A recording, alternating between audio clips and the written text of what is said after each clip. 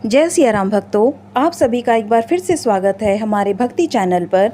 आइए हम पवित्र और पावन पुरुषोत्तम मास के तीसरे दिन की कथा का श्रवण करते हैं। ऋषियों ने सूत जी से कहा, हे सूत जी, नरसखा नारायण ने नारद जी को जो कथा सुनाई, आप उसे विस्तार से हमें सुनाइए। सूत जी बोले, हे ऋषियों, जैसे नारायण जी ने नारद मुनि से कहा, वह सब मैं उसी तरह आपको सुनाता हूँ। नारायण ने कहा, हे नारद, सुनो। श्री कृष्ण ने राजा युधिष्ठिर से जो भी कहा वह इस प्रकार था। एक बार धर्मराज अजातशत्रु राजा युधिष्ठिर को दुष्ट दुर्योधन आदि ने कपट करके जुए में हरा दिया, और दुर्योधन के कहने पर दुशासन ने द्रौपदी के बालों को पकड़कर खींचा तो भगवान श्री कृष्ण ने उसकी रक्षा की। इसके उपरांत प्रतिज्ञा अनुसार पांडव राज्य का त्याग करके काम्यक नामक वन में चले गए। वन में पांडवों ने अनेक कष्ट उठाए। उन दुखी जनों को देखने के लिए एक बार भगवान श्री कृष्ण काम्यक वन में पधारे। तब अपने निकट भगवान को पाकर पांडव अपने प्राणों को लुटा हुआ अनुभव करने लगे। वे भगवान से प्रेम से मिले और भगवान के चरण कमलों में प्रणाम किया। द्रौपदी ने भी भगवान के चरणों में बारंबार सिर नमाया। भगवान बहुत दुखी हुए और तब भक्त वत्सल विश्वात्मा भगवान श्री कृष्ण धृतराष्ट्र के पुत्र दुर्योधन आदि को भस्म कर डालने की इच्छा से कोप करने लगे। अर्जुन भगवान श्री कृष्ण के इस बीभत्स रूप को देखकर कांप उठे। युधिष्ठिर, द्रौपदी ने तब भगवान की स्तुति की। अर्जुन ने कहा, हे नाथ, आप जगत की रक्षा करने वाले हो, मैं इस जगत से बाहर नहीं हूँ। अब आप मेरी रक्षा क्यों नहीं करते? सांसारिक कोप को आप दूर कीजिए।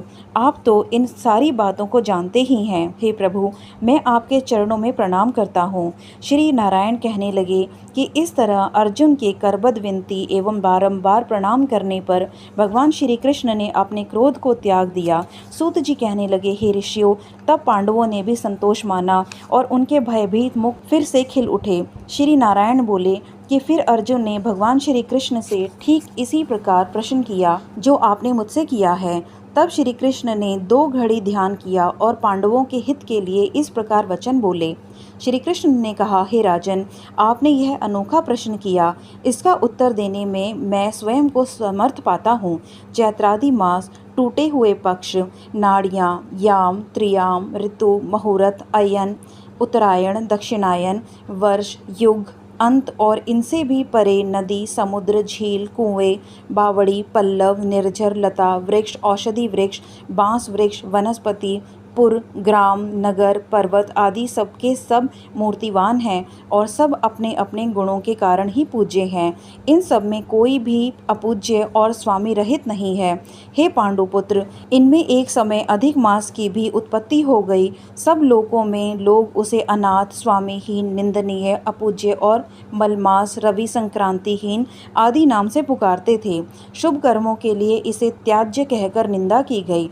ऐसे निंदा एवं अपमान के वचन सुनकर अधिक मास तेजहीन, निरुद्योगी दुखी हो गया और फिर अत्यंत चिंतित होकर मरणासन हो गया।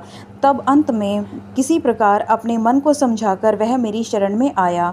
हे अर्जुन, वह बैकुंठ में आया और मुझे साष्टांग दंडवत किया। मेरे दर्शन पाकर उसने करबद्ध हो अपने नेत्रों में आंसू भर लिए।